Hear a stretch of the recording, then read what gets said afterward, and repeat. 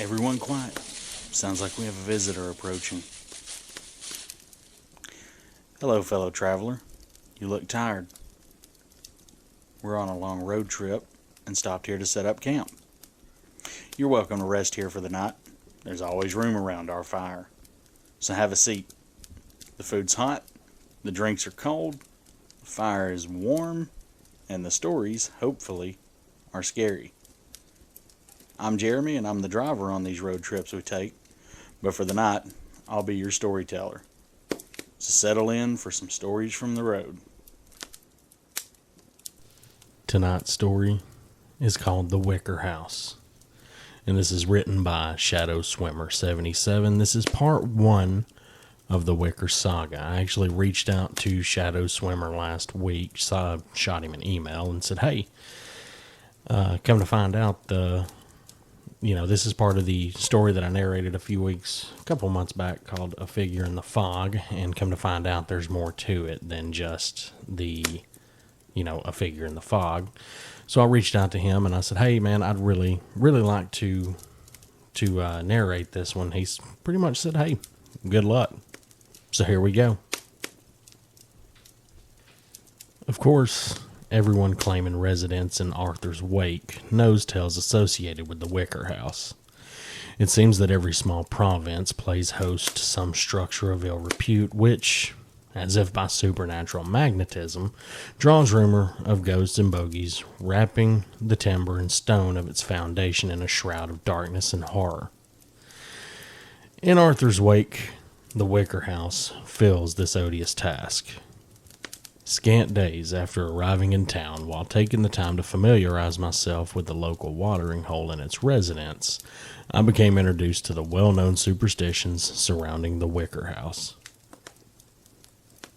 As a man of science, I knew any truths to be found in these outlandish stories were likely embellished to points unrecognizable.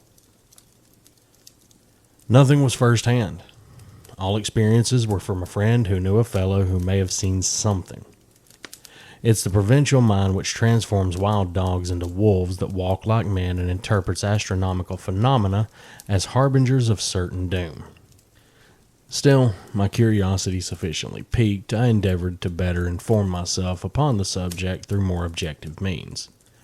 To my great surprise, while failing to confirm the more supernatural claims of the tales, the town records in the basement of the local library did provide aspect to a most sinister reality all their own. The house was built in 1920 by the millionaire Thomas Wicker, who, in addition to being both a successful oil prospector and fishing magnate, was by all accounts completely insane. No one knows what first drew Wicker to Arthur's wake. Some speculate this as the first outward sign of his impending madness. What is known was that the foundations of the house, which would come to assume his name, were poured almost immediately upon his arrival. The structure was supremely modest for a man of Wicker's means, rising a mere 2 stories in height and composed of scarcely a dozen rooms, plus cellar and attic for storage. The house was built on Blackwood Drive, a major tributary of the town's main street, and close to the industrial center, such as it was. The plot itself consisted of about a 1/4 acre, the yard home to a few blossoming trees, and a small garden, the whole of which was surrounded by a high wrought iron fence accessed by a similar gate. The posts of this formidable perimeter were topped by wicked spikes to discourage would-be trespassers. Construction concluded rapidly, and the autumn of 1920 saw Wicker take up residence in the house accompanied by a maid, groundsman, and his wife. The lady of the house quickly became the subject of gossip among the townsfolk. During the construction, Wicker had boarded his wife in parts unknown.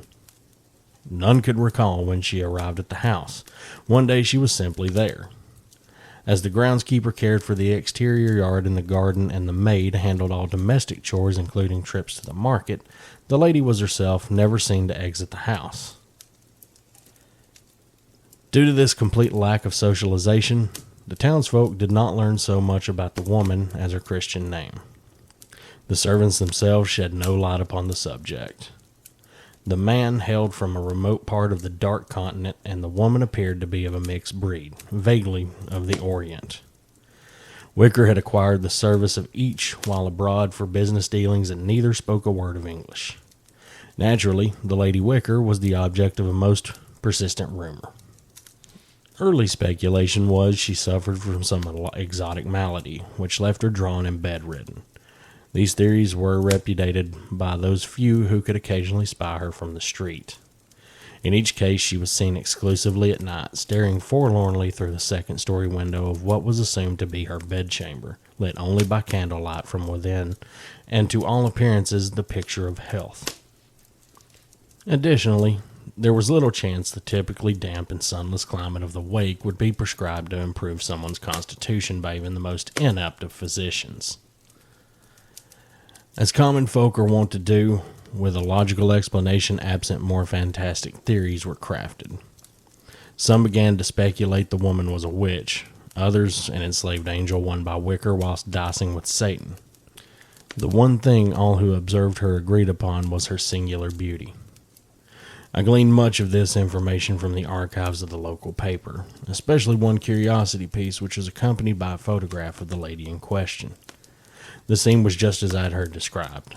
A single, lonely prisoner peering through the window and across that terrible iron fence into the darkness of the night.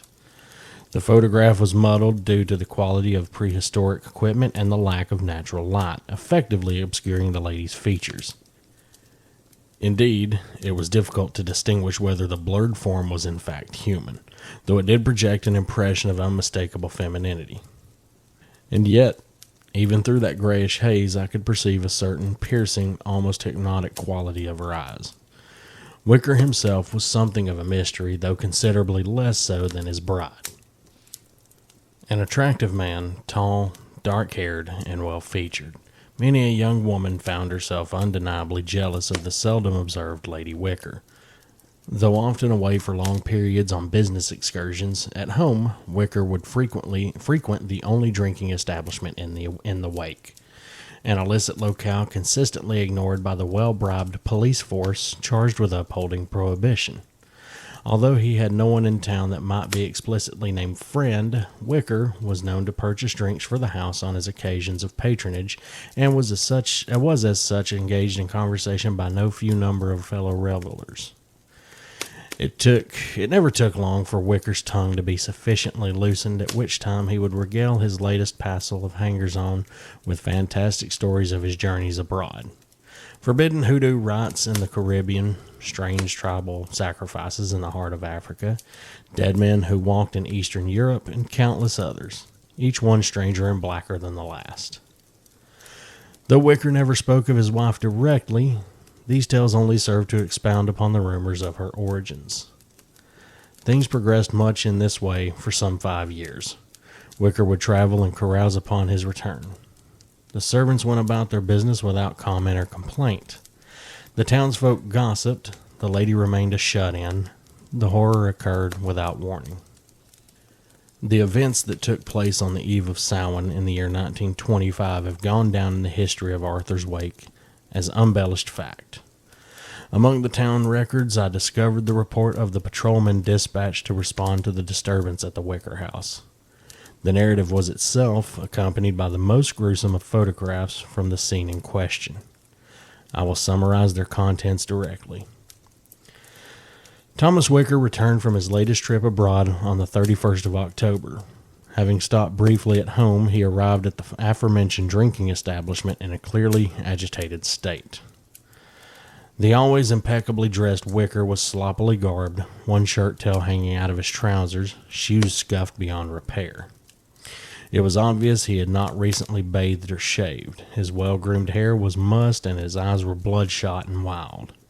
Approaching the bar, he seized an entire bottle of liquor, took several long pulls without use of a glass, and ignored all attempts of other patrons to engage him in conversation. Taking a final drink from the bottle, he placed his wallet and the entirety of its contents on the bar, smashed the now almost empty receptacle upon the ground, and exited with the astonished eyes of all present following him. That this entire portion of the episode occurred within a completely illegal establishment is not lost on me. although it apparently was on the investigation patrolman. As I've said, they were all bribed. The fact that no mortal eye remains which observed what happened next is surely proof of a merciful God. The two patrolmen who first came upon the scene were summoned by terrified reports of shrill cries and demonic cackles. Long-term veterans and hard men both, they were nevertheless ill-prepared for what they would soon find at the Wicker House. Armed with lantern and clubs in hand, the men carefully approached the dwelling, now ominously quiet. The great iron gate was open askew, as was the oaken door at the top of the stairs leading to the interior of the house. Receiving no response to their shouted inquiries, the patrolmen cautiously entered the foyer and proceeded to search the ground floor. They found the first horror in the kitchen. The maid had been tied with thick hemp rope to a large table, limbs spread and secured to each of the 4 legs. She was naked, the butcher knife which had been used to slit her throat permanently sheathed in her heart. Glistening blood dripped from the cruel altar, slowly pooling on the floor, while telltale splatters painted the walls like a macabre decoration. The patrolmen shared a glance of mutual, unbelieving dread, tightened their grips upon their clubs, and continued to search the premises in complete, terrified silence. Having determined the cellar empty through a brief yet understandably taut examination, they exited the back door to the yard and discovered the groundsman's body. A thick wooden stake had been erected in the center of the garden and crossed by a perpendicular beam. The man hung naked, suspended from the crossbeam by spikes harshly driven through his wrists and ankles in a grotesque simulacrum of Christ's crucifixion. He had been disemboweled, ropey innards pouring out of his belly, dripping blood and excrement. Horrified, the patrolman reluctantly agreed that a premature conclusion of the search to summon reinforcements would provide a very dangerous murderer a chance to escape. The men re-entered the house and agonizingly proceeded up the winding stair to the 2nd floor. Systematically, they searched each room, uncovering nothing until only one remained: the bedchamber of the elusive Lady Wicker. Eyes wide, heart pounding wildly, the lead man slowly eased the latch. Raising their clubs, the men burst through the door and stopped dumbfounded. The room was completely dark and empty, devoid of trappings or furniture of any kind. By the thin beam of their lantern light, the men saw that strange occult symbols had been scrawled on every surface of the room, though those on the far wall had been somehow marred. Of the murderous Thomas Wicker or his mysterious wife, there was no sign. A noise from above alerted the men to their quarry's location. Returning to the hall, they spied a trapdoor operated by a string which, when pulled, revealed a ladder leading up into the lightless storage space of the attic. The 2 patrolmen stared at the entrance, yawning black and white as the maw of some infernal creature, beckoning fools to wander to their doom. Unable to decide who would proceed first, the men threw evens. The unlucky loser took the lantern and ascended the ladder. He stopped halfway through the aperture, lantern held high to better diffuse its light, and ready to beat a hasty retreat to the relative safety of the hallway below. The attic was in a state of disorder, strange souvenirs of Wicker's trips abroad stacked haphazardly throughout. The constable slowly played his beam about, gradually revealing each disjointed mound of clutter. At last the light fell upon the attic's far corner, revealing the huddled, gibbering mass of the man they sought. Or what had been the man. Indeed, whatever reason serves to separate man from beast had, sensing it was no longer a suitable dwelling place, fled the form of Thomas Wicker. The handsome features were gone, replaced by deeply sunken cheeks and a hideous grin. As the patrolman stared terrified, he could see the creature was covered in the blood of his victims left below. Hands about his knees, Wicker slowly rocked, babbling to himself. Joined by his fellow, the constable steadily advanced. Arms outstretched, they readied to seize the thing that had been Thomas Wicker when his mad eyes shifted upon them and the muttering stopped. In a moment of seeming clarity, he whispered, "She's gone," before emitting a maniacal howl and leaping to his feet. Taken aback, the patrolman hesitated, affording the lunatic room to bound past them to the window and hurl himself through the glass. His desperate shriek gave way to a sickening thud. The men rushed to the broken window. Far below, by the light of the moon, they saw the body of Thomas Wicker jerk spastically, impaled by the wicker spikes atop the iron wall. By the time the patrolmen descended from the attic, the hideous motion had mercifully stopped.